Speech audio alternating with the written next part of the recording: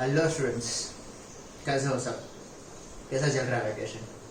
Okay, अब इससे पहले हमने जो दो चैप्टर सीखे थे, ओके, एक था हमारा लाप्लास और एक था डिफरेंशियल इक्वेशन।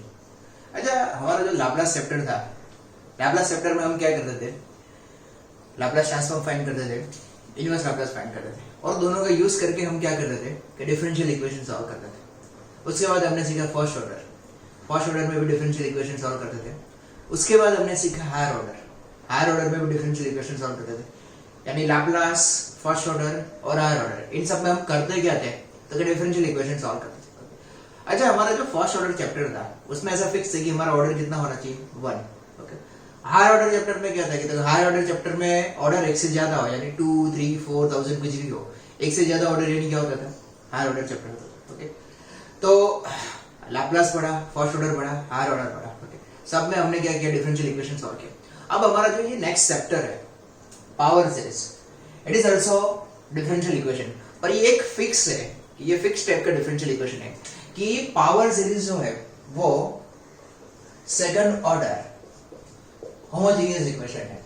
ओके, अब फिक्स है कि इसमें जितने भी क्वेश्चन आएंगे वो सेकंड ऑर्डर। ओके, तो इसका फॉर्म ऐसा है P0 d square by dx square P1 dy by dx plus P2y equal to 0।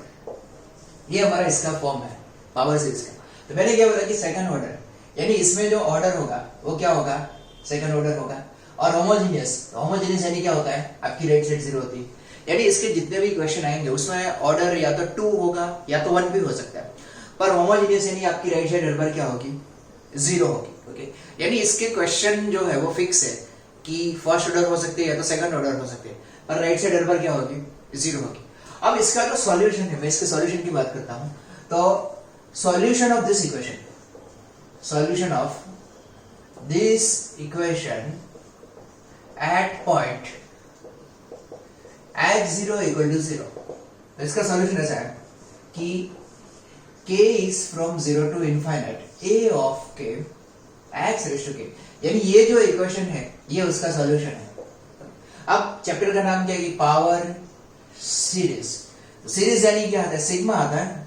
Okay, तो k is from 0 to infinite a of k x raise to k। अगर मैं इसमें k की value रखता हूं 0 से, ओके, तो मैं k इक्वल टू 0 रखूंगा, k इक्वल टू 0 रखूंगा तो मुझे क्या मिलेगा? a0। मैं k इक्वल टू 1 रखूंगा तो मुझे क्या मिलेगा? a1x। मैं k इक्वल टू 2 रखूंगा तो मुझे क्या मिलेगा? a2x square. मैं k इक्वल टू 3 रखूंगा तो मुझे क्या मिलेगा? a3x cube. एंड सबसे इंपॉर्टेंट लास्ट, कि अगर मैं k की वैल्यू n रखता हूं तो an x raise to n। Okay, it is solution of our question. ये हमारे क्वेश्चन का सॉल्यूशन है। ओके, अब हमें करना क्या है? तो कोई भी क्वेश्चन हो, हमें कांस्टेंट की वैल्यू फाइंड करके इसमें सब्स्टिट्यूट करनी, पर एक रूल है, ये हर बार सेकंड ऑर्डर होगा। ओके, तो अगर ये सेकंड ऑर्डर होगा तो हमें ये दो कांस्टेंट a0 और a1 की वैल्यू नहीं मिलेगी। हम a0 और a1 नहीं फाइंड कर सकते, हम a2 फाइंड कर सकते हैं, a3 फाइंड कर सकते हैं, a4 फाइंड कर सकते हैं, a5 फाइंड कर सकते हैं। सारी वैल्यू फाइंड करके हम इसमें रखेंगे तो हमें क्या मिलेगा? हमारा सॉल्यूशन। यानी इसका जो फॉर्म है पावर सीरीज का, तो पावर सीरीज का फॉर्म ऐसा है कि P0 d square by dx square plus P1 dy by dx plus P2y equal to 0। Right side क्या होगी? 0। और इसका जो सॉल्यूशन है, तो सॉल्यूशन इसका ये है कि y is a0 plus a1x plus a2x square plus a3x cube. और इसमें जो सबसे इंपॉर्टेंट है वो इसका लास्ट टर्म है। आपको लास्ट टर्म क्या रखना है? n रखना है। देखो, पावर सीरीज का क्वेश्चन हर बार 7 मार्क्स में पूछा जाता है। ओके, पर आपके जो 7 मार्क्स है ना वो यहाँ पे लास्ट टर्म में है। अगर आपको लास्ट टर्म पता चल जाता है, आपको सब कुछ पता चल जाता है, तो आपको कॉन्सेंट्रेट कहाँ पे करना है? लास्ट टर्म में कॉन्सेंट्रेट करना है। ओके, मैं क्वेश्चन करूंगा तो मैं हर बार आप देखना कि मैं एक ही चीज पकड़ के रखूंगा कि भाई लास्ट टर्म देखो, लास्ट टर्म देखो, लास्ट टर्म। तो आपको देखना है कि लास्ट टर्म, तो इसका लास्ट टर्म क्या है? an x raise to n। अब ये फॉर्म है, ये सॉल्यूशन है। तो मैं अब इसके क्वेश्चन स्टार्ट करने जा रहा हूँ। ओके, मैं आपको इसके क्वेश्चन सॉल्व करके दिखाता हूँ कि कोई भी पावर सीरीज का क्वेश्चन हो। Okay, so how to solve any question of power series, power series का क्वेश्चन कैसे सॉल्व करते हैं। ओके, इसका फर्स्ट क्वेश्चन ऐसा है कि solve y double dash plus y equal to 0 using power series method, using power series method at point x equal to 0। GTU में question ऐसा पूछा जाता है कि solve this using power series method at point x equal to 0। देखो इसमें एक सबसे अच्छी बात ये है कि क्वेश्चन में ये लिखा होता है, यूट्यूब में क्वेश्चन में ऐसा लिख के बोलते हैं यूजिंग पावर सीरीज, या तो कई बार सीरीज सॉल्यूशन लिखा होता है, यानी आपके क्वेश्चन में मेंशन किया होता है क्वेश्चन ये मेथड से सॉल्व करो, पावर सीरीज या तो सीरीज सॉल्यूशन। ओके, तो सबसे पहले हम स्टार्ट ऐसे करेंगे कि इसका जो सॉल्यूशन है कि at point x0 equal to 0 is, solution इसका क्या है कि k is from 0 to infinite a of k x raise to k। अगर मैं इसे सीरीज फॉर्म में लिखता हूं तो ये ऐसा होगा ना कि a0 a1x a2x square a3x cube, और सबसे इंपॉर्टेंट जो है वो है इसका लास्ट टर्म। लास्ट टर्म हमें क्या रखना है x raise to n। Okay, मैंने क्या बोला था कि आपको लास्ट टर्म क्या रखना है x रेज़ टू n रखना है। अब देखो पूरे क्वेश्चन को मैंने 4 स्टेप में डिवाइड किया है, मैं 4 स्टेप करूंगा क्वेश्चन ऑटोमेटिकली सॉल्व हो जाएगा। ओके, तो आपका स्टेप 1, फर्स्ट स्टेप कि ये जो आपका सॉल्यूशन है उसका आप डिफरेंशिएशन करोगे। सॉल्यूशन का आप क्या करोगे, डिफरेंशिएशन करोगे। आप डिफरेंशिएशन कितनी बार करोगे, तो कि जितनी बार क्वेश्चन में दिया कि क्वेश्चन में y डबल डैश दिया तो मैं इसका 2 बार डिफरेंशिएशन करूंगा। अगर यहाँ पे 1 बार होगा तो मैं 1 बार डिफरेंशिएट करूंगा, तो मैं इसका डिफरेंशिएशन करूंगा तो कांस्टेंट का डिफरेंशिएशन 0, x का डिफरेंशिएशन 1 यानी a1, x स्क्वायर का डिफरेंशिएशन 2x यानी 2a2x, x क्यूब का डिफरेंशिएशन तो 3a3 x स्क्वायर, और सबसे important x raise to n का डिफरेंशिएशन ऐसा होगा कि n x raise to n minus 1 a। पर सबसे इंपॉर्टेंट ये है कि आप पहली बार डिफरेंशिएशन करो या दूसरी बार डिफरेंशिएशन करो, डिफरेंशिएशन के बाद आपको लास्ट टर्म क्या रखना है x रेज़ टू n, यानी आपका लास्ट टर्म ये नहीं चलेगा n माइनस 1, आपको लास्ट टर्म क्या रखना है x रेज़ टू n। अब ये n माइनस 1 है, आपको क्या चाहिए n, तो अगर आपको n माइनस 1 से n में जाना है तो ये जो आपका टर्म है उसमें आप n की जगह पे n प्लस 1 रखोगे। तो अगर आप n की जगह पे n प्लस 1 रखो, n की जगह पे n प्लस 1 रखो, n की जगह पे n प्लस 1 रखोगे तो आपको क्या मिलेगा x रेज़ टू n। अच्छा, अगर यहाँ पे n माइनस 2 आता सपोज, तो आप n की जगह पे क्या रखते हैं n प्लस 2, तो आपको लास्ट में क्या मिलता है x रेज़ टू n। अगर आपका ये n माइनस 3 आता है, ओके, तो आप n की जगह पे क्या रखते हैं n प्लस 3 रखते हैं। यानी सबसे इंपॉर्टेंट ये है कि हम लास्ट टर्म में कैसे जा सकते हैं। तो यहाँ पे मैंने डिफरेंशिएशन किया, मेरा n माइनस 1 आ रहा है, मुझे क्या चाहिए n चाहिए ना, तो मैं इसमें n की जगह पे n प्लस 1 रखूंगा, n प्लस 1 n प्लस 1, तो मुझे ये मिलेगा n plus 1 a n plus 1 x raise to n। अब आप इसका वापस डिफरेंशिएशन करोगे, तो अगर आप इसका वापस डिफरेंशिएशन करोगे d square y by dx square, okay, तो कांस्टेंट का 0 2a2, आप इसका डिफरेंशिएशन करोगे 6a3x, और आप इन दोनों में से कोई भी एक का डिफरेंशिएशन करो। सपोज मैं इसका डिफरेंशिएशन कर रहा हूं, तो मैं इसका डिफरेंशिएशन करूंगा तो ऐसा होगा कि n x raise to n minus 1 n plus 1 a n plus 1, पर ये नहीं चलेगा, आपको लास्ट में क्या रखना है x रेज़ टू n रखना है। तो अगर आपको लास्ट में x रेज़ टू n रखना है तो आप इसमें n की जगह पे n प्लस 1 रखोगे, तो ऐसा होगा ना कि n की जगह पे n plus 1 n plus 1 n plus 1, तो n plus 1 n plus 2 n plus 2 x raise to n, तो आपका लास्ट में क्या हो जाएगा x raise to n। Okay, ये हमारा स्टेप 1 हुआ कि हमारा जो सॉल्यूशन है उसका हम पहली बार डिफरेंशिएशन करेंगे, दूसरी बार डिफरेंशिएशन करेंगे, पर डिफरेंशिएशन करने के बाद आपको लास्ट में क्या रखना है x रेज़ टू n। सभी में लास्ट में क्या होना चाहिए x raise to n। Step number 2, ये जो सारी वैल्यू है वो आप क्वेश्चन में इसमें रख दोगे। तो हमारा क्वेश्चन ऐसा है ना, d square y by dx square plus y equal to 0। तो ये जो सीरीज है d square y by dx square वो आप यहाँ पे रखोगे, ये y है तो y की सीरीज जो है वो आप यहाँ पे रखोगे। ओके, तो स्टेप 2 में आपको क्या रखना है कि जो सारी सीरीज है वो आपको क्वेश्चन में रखनी है। ओके, तो यहाँ पे मैं सीरीज रखूंगा तो ऐसा होगा कि 2a2 प्लस 6a3x, और मेरा last term n plus 1 n plus 2 x raise to n, okay, plus y यानी मैं ये रखूंगा। ओके, तो ऐसा होगा दैट a0 a1x, और सबसे इंपॉर्टेंट इसका last term a n x raise to n equal to 0। तो स्टेप नंबर 2 में क्या करना है कि आपको ये सारी वैल्यू इसमें रखनी। अब देखो दोनों सीरीज है और इसकी राइट साइड क्या है 0 है, तो आप क्या करोगे कि दोनों सीरीज है उसमें से दोनों सीरीज में से कांस्टेंट टर्म साथ में ले लो, दोनों सीरीज में से x वाले टर्म साथ में ले लो, और दोनों सीरीज के जो लास्ट टर्म है x रेज़ टू n वो साथ में ले लो, और आप इसको किसके साथ कंपेयर कर सकते हो 0। पावर सीरीज में हर बार राइट साइड हमारी क्या होगी 0, तो आप किसके साथ कंपेयर करो 0 के साथ कंपेयर करोगे। तो अगर मैं दोनों सीरीज के कांस्टेंट टर्म साथ में ले लूं तो यहाँ पे है 2a2 बीच में प्लस a0, तो मुझे टर्म क्या मिलेगा 2a2 प्लस a0। अब दोनों सीरीज के x वाले टर्म, तो यहाँ पे 6a3 है, यहाँ पे a1 है, तो मुझे क्या मिलेगा 6a3 प्लस a1x, और दोनों सीरीज के लास्ट टर्म ये x रेज़ टू n, ये x रेज़ टू n, ऐसा होगा ना कि n plus 1 n plus 2 plus an x raise to n equal to 0। अब आप क्या करोगे कि सारे जो कोएफिशिएंट है उसको आप किसके साथ कंपेयर करोगे, 0 के साथ कंपेयर करोगे। कि यहाँ पे ऐसा है कि कांस्टेंट उसका कोएफिशिएंट, ओके, यहाँ पे coefficient of x, coefficient of x raise to n, सभी जो कोएफिशिएंट है उसको हम किसके साथ कंपेयर करेंगे, 0 के साथ, क्योंकि हमारी राइट साइड क्या है 0। तो first term equal to 0, second term equal to 0, x raise to n equal to 0। तो हमारा फर्स्ट टर्म ऐसा है ना कि 2a2 plus a0 equal to 0। अब मैंने स्टार्टिंग में ये बोला था कि ये हमारा सॉल्यूशन है, ओके, पर हम a0 और a1 की वैल्यू फाइंड नहीं कर सकते। मैंने ऐसा बोला था कि हम ये दोनों वैल्यू फाइंड नहीं कर सकते, ओके। हमें a2 मिलेगा, a3 मिलेगा, a4 मिलेगा, a5 मिलेगा, सब कुछ मिलेगा, पर a0 और a1 नहीं मिलेगा। तो यहाँ पे क्या है कि 2a2 प्लस a0, पर हमें a0 तो नहीं मिलेगा ना, तो हमें यहाँ से क्या मिलेगा a2 मिलेगा। तो मेरा a2 ऐसा होगा ना कि माइनस a0 बाई 2, ओके।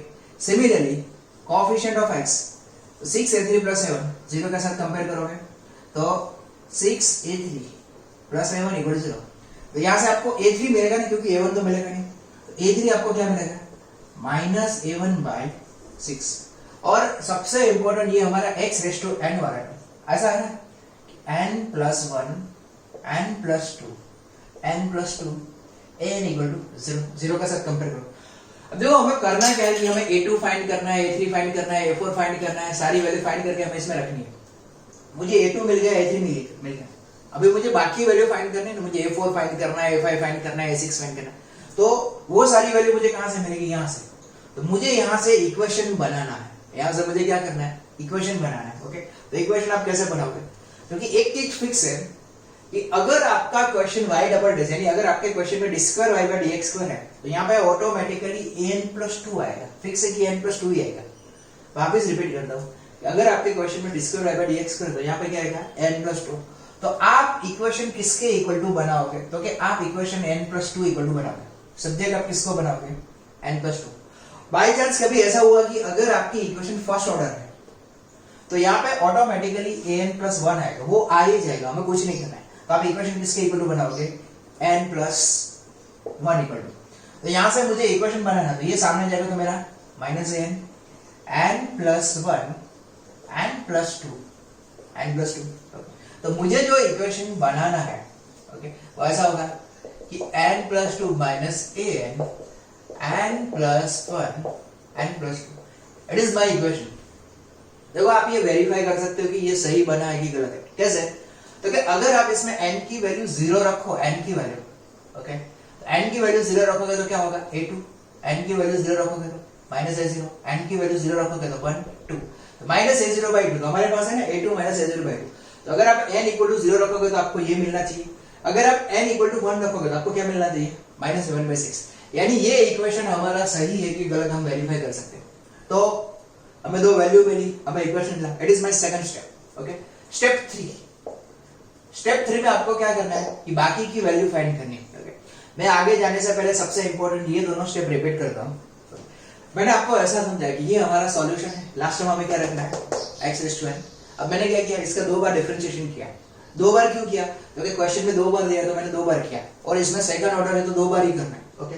पर डिफरेंशिएशन करने के बाद आप लास्ट में क्या रखोगे x raise to n। Step number 2, ये सारी वैल्यू आपको किस में रखनी है, क्वेश्चन में रखनी है। तो ये सारी ये सीरीज मैंने यहाँ पे रखी, y की सीरीज मैंने यहाँ पे रखी, और हमारी राइट साइड क्या है 0। तो आप क्या करोगे कि दोनों सीरीज में से कांस्टेंट टर्म साथ में लो, x वाला टर्म साथ में लो, x रेज़ टू n वाला टर्म साथ में लो, सबको आप किसके साथ कंपेयर करोगे 0 के साथ। इससे आप कंपेयर करोगे तो यहाँ से वैल्यू मिलेगी और यहाँ से आपको इक्वेशन मिलेगा। अब देखो मैं पूरा रिवर्स में जाता हूँ कि ये जो क्वेश्चन है उसमें सबसे इंपॉर्टेंट क्या है, ये वाला इक्वेशन। अच्छा, ये इक्वेशन मुझे कब मिला, तो कि मैंने जब ये x रेज़ टू n वाला टर्म है उसे मैंने 0 के साथ कंपेयर किया, तो तो मुझे ये इक्वेशन मिला। अच्छा, मुझे ये x रेस टू n वाला टर्म कब मिला? तो जब मैंने इसमें से और इसमें से x रेस टू n को कंबाइन किया तो मुझे x रेस टू n वाला टर्म मिला।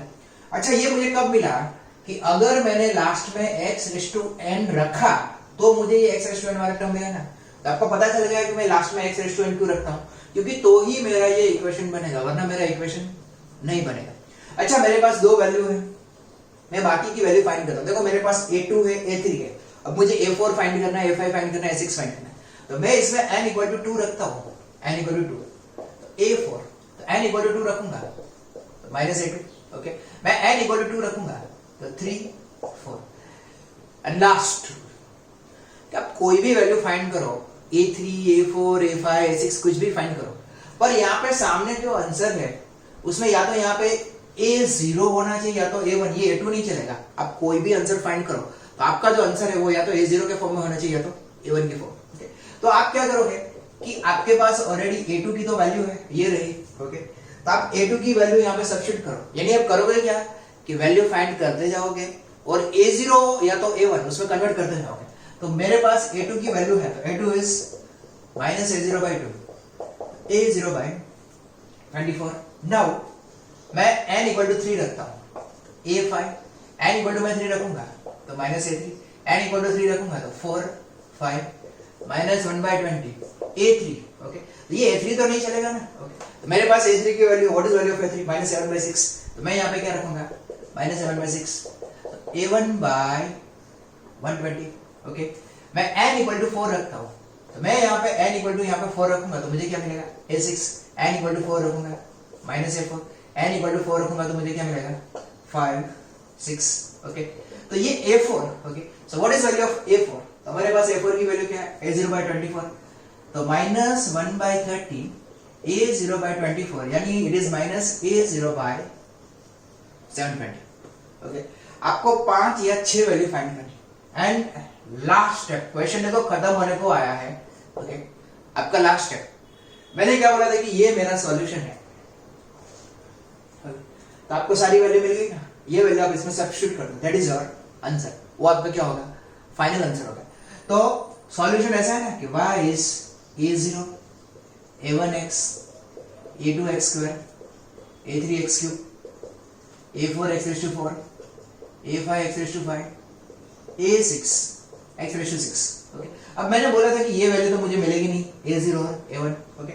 a2 मेरे पास a2 की वैल्यू है ना minus a0 by 2 a3 minus a1 by 6, ऐसा होगा ना a0 a1x minus a0 by 2 x square minus a1 by 6 x cube a4 यानी a0 by 24 x raise to 4 a5 a1 by 120 x raise to 5 a6 minus a0 by 720 x raise to 6। तो देखो ये जो मैंने series लिखी है उसमें आपको सिर्फ a0 और a1 दिखाई देगा, कुछ भी दिखाई नहीं देगा। आपको दो वैल्यू दिखाई देती होगी, एक a0 और एक a1। तो लास्ट में आप क्या करोगे a0 वाले टर्म प्लस a1 वाले टर्म आप अलग कर दो, a0 वाले टर्म अलग कर दो a1 वाले। तो अगर मैं इसमें से सभी में से मैं अंडरलाइन कर रहा हूं, इसमें से अगर मैं a0 कॉमन ले लूं इन सब में से, a0 इज आउटसाइड, ओके। तो a0 कॉमन ले लो तो 1, यहां से मैं a0 कॉमन ले लूंगा माइनस x स्क्वायर बाय 2, यहां से a0 कॉमन ले लूंगा तो x रेज़ टू 4 by 24, यहां से कॉमन होगा minus x raise to 6 by 720, okay. और a1 तो मैं a1 वाले सारे टर्म साथ में ले लेता हूं, ओके। तो इट इज a1, ये a1 है, ओके, ये मेरा a1 है। तो सभी में से a1 कॉमन निकलेगा, ओके। तो a1 यहां से x, यहां से a1 कॉमन ले लोगे माइनस x क्यूब by 6, यहां से आप a1 कॉमन ले लोगे x raise to 5 by 120, okay. So आपको जो फाइनल सॉल्यूशन मिलेगा वो कितने कांस्टेंट में मिलेगा? 2 कांस्टेंट में मिलेगा। मैंने चैप्टर शुरू किया तो मैंने बोला था कि हमारा ये सेकंड ऑर्डर है तो फाइनल आंसर में कितने कांस्टेंट आना चाहिए? 2 कांस्टेंट। तो कितने कांस्टेंट आ रहे हैं? 2 कांस्टेंट a0 और a1, यानी आपको a0 और a1 की वैल्यू नहीं मिल रही, बाकी सब वैल्यू मिल रही है। तो देखो अगर आपका एक क्वेश्चन क्लियर हो जाता तो आपका लॉजिक क्लियर हो जाएगा कि करना क्या है। मैं वापस रिपीट करता हूं कि कोई भी क्वेश्चन हो, इट इज माय सॉल्यूशन। मुझे लास्ट टाइम क्या रखना है? x raise to n। Step number 1 मैं इसका क्या करूंगा? पहली बार डिफरेंशिएशन करूंगा, दूसरी बार, पर डिफरेंशिएशन करने के बाद मैं लास्ट टाइम क्या रखूंगा? x raise to n। Step number 2 ये सारी वैल्यू मुझे किस में रखनी है? क्वेश्चन में रखनी है। पर क्वेश्चन में रखनी है, ओके, पर लास्ट में हमारा क्या रहेगा, एक्स रेस्ट टू एन। अब आप करोगे क्या कि जितनी भी सीरीज है उसमें से कांस्टेंट टर्म साथ में ले लो, एक्स वाले साथ में ले लो, एक्स रेस्ट टू एन वाले साथ में ले लो, सबको आप क्या करोगे, जीरो के साथ कंपेयर करोगे, ओके। तो first term equal to zero, second term equal to zero, x raised to n equal to zero. यहां से आपको वैल्यू मिलेगी, यहां से आपको क्या मिलेगा, इक्वेशन मिलेगा। इक्वेशन हर बार क्या बनेगा, n plus two equal to आपका इक्वेशन बनेगा, ओके। उसके बाद ये इक्वेशन में से आप क्या करोगे, a4 a5 a6 value find करोगे। पर आप वैल्यू फाइंड करोगे तो आप क्या करोगे, या तो a0 या तो a1 में कन्वर्ट करते जाओगे, वैल्यू फाइंड करते जाओगे, a0 और a1 में कन्वर्ट करते जाओगे। एंड लास्ट ये सारी वैल्यू आपको क्या करनी है, ये जो आपका आंसर है यही आपका आंसर है, इसमें आप सारी वैल्यू रखोगे तो इसमें आपको सिर्फ दो चीजें दिखाई देगी, a0 और a1, ओके। a0 वाले टर्म अलग करोगे, a1 वाले टर्म आप अलग करोगे, दैट इज योर सॉल्यूशन। ये आपका 7 मार्क्स का क्वेश्चन में क्या हो गया, सॉल्यूशन। क्लियर, ये आपको पता चल गया कि हाउ टू डू, कैसे सॉल्व करो, ओके। अब मैं आपको दूसरा क्वेश्चन समझाता हूं, ये भी जीटीयू में पूछा गया था कि d square y by dx square minus dy by dx equal to 0। ये जीटीयू का क्वेश्चन है कि यूजिंग पावर सीरीज मेथड से सॉल्व करो, ओके। तो देखो आपका सॉल्यूशन स्टेप नंबर 1 तो अभी फिक्स ही रहेगा, अभी कोई चेंज नहीं। स्टेप नंबर 1 है कि ये हमारा क्वेश्चन है तो ये मेरा सॉल्यूशन है, मैं लास्ट टाइम क्या रखूंगा, एक्स रेस्ट टू एन। मैं इसका डिफरेंशिएशन करूंगा, डिफरेंशिएशन करने के बाद क्या रखूंगा, लास्ट टाइम रखूंगा एक्स रेस्ट टू एन। और उसके बाद मैं क्या करूंगा कि ये जो सारी वैल्यू है, ये सीरीज है, ये सीरीज आप किसमें रखोगे, क्वेश्चन में। देखो स्टेप नंबर 1 तो अभी कॉमन ही है, कोई चेंज नहीं है, ओके। चेंज कहां से होगा, स्टेप नंबर 2 से। तो ये सारी वैल्यू आपको किसमें रखनी है, क्वेश्चन में रखनी। तो मेरा क्वेश्चन ऐसा है कि d square y by dx square minus dy by dx equal to 0। तो यहां पे आप क्या रखोगे, d square y by dx square, यानी ये सीरीज रखोगे ना, और यहां पे dy बाय dx है, तो dy बाय dx यानी ये, तो आप ये वाली सीरीज यहां पे रखोगे, ओके। तो मैं अगर यहां पे सीरीज रखूंगा तो ऐसा होगा कि 2a2 plus 6a3x and your last term is n plus 1 n plus 2 n plus 2 x raised to n minus dy by dx। तो dy बाय dx यानी आप ये रखोगे ना, a1 plus 2a2x n plus 1 x raised to n equal to 0, okay. अब क्या करना है स्टेप नंबर 2 में, तो दोनों सीरीज में से कांस्टेंट टर्म साथ में ले लो, x वाले टर्म साथ में ले लो, x raised to n वाले। देखो यहाँ पे बीच में माइनस है, ओके। तो दोनों सीरीज के कांस्टेंट टर्म, तो यहाँ पे 2a2, यहाँ पे a1, ओके। तो 2a2 माइनस a1। अब दोनों सीरीज के क्या करोगे, कांस्टेंट टर्म साथ में ले लोगे। यहाँ पे x वाला टर्म है, यहाँ पे x वाला टर्म है, ओके। और बीच में क्या है, माइनस। ऐसा होगा ना, 6a3 minus 2a2 x। And सबसे इंपॉर्टेंट दोनों सीरीज के last term x raised to n, x raised to n। तो आपका ऐसा होगा ना कि यहाँ पे x रेस्ट टू n वाला टर्म क्या है, n plus 1 n plus 2 n plus 2, बीच में क्या है, माइनस, और यहाँ पे क्या है, n plus 1 x raised to n equal to. अब आपको करना क्या है, first term equal to 0, second term equal to 0, सारे जो कोएफिशिएंट है वो आप क्या करोगे, 0 के साथ कंपेयर करोगे। तो मैं सभी कोएफिशिएंट को अगर मैं 0 के साथ कंपेयर करता हूं, ओके, तो x रेस्ट टू 0 का कोएफिशिएंट यानी ये वाला, तो 2a2 minus a1 equal to 0। x का कोएफिशिएंट, तो x का कोएफिशिएंट क्या है, 6a3 minus 2a2 equal to 0। और सबसे important x raised to n, तो x रेस्ट टू n का कोएफिशिएंट ये है, तो ऐसा होगा कि n plus 1 n plus 2 n plus 2 minus n plus 1 n plus 1 equal to 0, okay. तो यहां से हमें वैल्यू मिलेगी, यहां से इक्वेशन मिलेगा। मैं पहले ही बोल चुका हूं कि मुझे a0 और a1 नहीं मिलेगा, ओके। तो यहां से मुझे क्या मिलेगा, a2 मिलेगा। तो 2a2 equal to a1, okay, 2a2 equal to a1। तो आपका a2 क्या होगा, a2 is a1 bye 2, okay. ये जो आपका है 6a3 माइनस 2a2, ओके।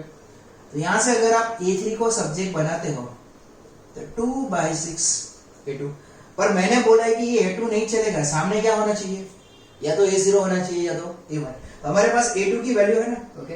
तो 1 बाय 3 a2 यानी a1 bye 2, a1 bye 6 a3, okay. और सबसे इंपॉर्टेंट आपको यहां से इक्वेशन बनाना है। इक्वेशन आप किसके इक्वल टू बनाओगे, n प्लस 2। लेफ्ट साइड पे आप क्या रखोगे, n प्लस 2। तो अगर ये आपका सामने जाता तो n plus one n plus one n plus one n plus to an plus two, तो दोनों साइड से n प्लस वन कैंसिल हो जाएगा। आप इक्वेशन किसके इक्वल टू बनाओगे, n प्लस टू, तो ये आपका नीचे जाएगा तो इक्वेशन ऐसा होगा ना an plus one n plus to, it is your equation. आप इसे वेरीफाई कर सकते हो, कैसे, n की वैल्यू रखो, ओके, दोनों साइड आप n की वैल्यू रखोगे, 0 रखोगे तो आपका ये आएगा, 1 रखोगे तो ये आएगा। देखो हमारे पास a2 और a3 दो वैल्यू है, मैं बाकी की वैल्यू फाइंड करता हूँ। तो अगर मुझे a4 फाइंड करना है तो मैं n इक्वल टू अगर दोनों साइड 2 रखता हूँ a4, n इक्वल टू 2 रखूंगा a3, n इक्वल टू 2 रखूंगा 4, पर ये a3 तो नहीं चलेगा ना। रूल क्या है, या तो यहाँ पे a0 होना चाहिए या तो a1। हमारे पास ऑलरेडी a3 की वैल्यू है, तो what is a3, a1 by 6, okay, so 1 by 4 a1 by 6, so it is a1 by 24। अगर आप इसमें n इक्वल टू 3 रखते हो a5, n इक्वल टू 3 रखते हो तो a5, तो n इक्वल टू 3 रखोगे तो ऐसा होगा ना a4, okay, n equal to 3 रखोगे तो 5, पर ये a4 तो नहीं चलेगा ना, ओके, तो हमारे पास ऑलरेडी a4 की वैल्यू क्या है a1 by 24, तो ये वैल्यू आप यहाँ पे रखोगे ना कि 1 by 5 a1 by 24 a1 by 120। आप आगे भी वैल्यू फाइंड कर सकते हो a6 a7, ओके। अब लास्ट स्टेप, ये सारी वैल्यू आपको किस में रखनी है, ये हमारा सॉल्यूशन है उसमें रखनी है कि भाई ये हमारा सॉल्यूशन है, तो सारी वैल्यू मैं किस में रखूंगा, सॉल्यूशन में रखूंगा। तो a0 a1x a2 मुझे क्या मिला a1 by 2x square a3, okay, तो ये मेरा a3 है, तो a3 मुझे क्या मिला कि a1 by 6 x cube a4 मेरा क्या है a1 by 24 x raised to 4 a5 a1 by 120 x raised to 5, okay. देखो इसमें मैंने बोला था कि आपको दो चीजें दिखाई देगी, एक a0 एक a1, ओके, तो सिर्फ एक ही टर्म ऐसा है कि जो a0 है, और बाकी सारे टर्म क्या है a1 वाले, तो a0 वाला एक टर्म होगा, और इन सभी में से अगर a1 आप कॉमन ले लो, यहाँ पे x, यहाँ से a1 कॉमन निकलेगा x स्क्वायर बाई 2, यहाँ से कॉमन निकलेगा x क्यूब बाई 6, यहाँ से कॉमन निकलेगा x raise to 4 24 x raise to 5 120, it is your solution. ये आपका क्या है सॉल्यूशन। अब मैं कुछ नया कंसेप्ट सिखाने जा रहा हूँ, कुछ नया लॉजिक आ रहा है, पर मैं आपको नया लॉजिक सिखाऊं उससे पहले आपने इसमें जो सीखा, तो इसमें आपने सबसे इंपॉर्टेंट क्या सीखा है कि लास्ट टर्म, हमारा जो चैप्टर अभी चल रहा है वो किस पे चल रहा है, लास्ट टर्म क्या रखना है x रेज़ टू n। बाद में क्वेश्चन ऑटोमेटिकली स्टेप 1 होगा, स्टेप 2 होगा, स्टेप 3 होगा, वैल्यू फाइंड करते जाओगे, लास्ट में वैल्यू आप किस में रखोगे, सीरीज में रखोगे। ये हमारे दो क्वेश्चन सॉल्व हुए। अब जो क्वेश्चन आ रहे हैं उसमें कुछ अलग ही लॉजिक आ रहा है, और वो लॉजिक मैं आपको सिखाने जा रहा हूं।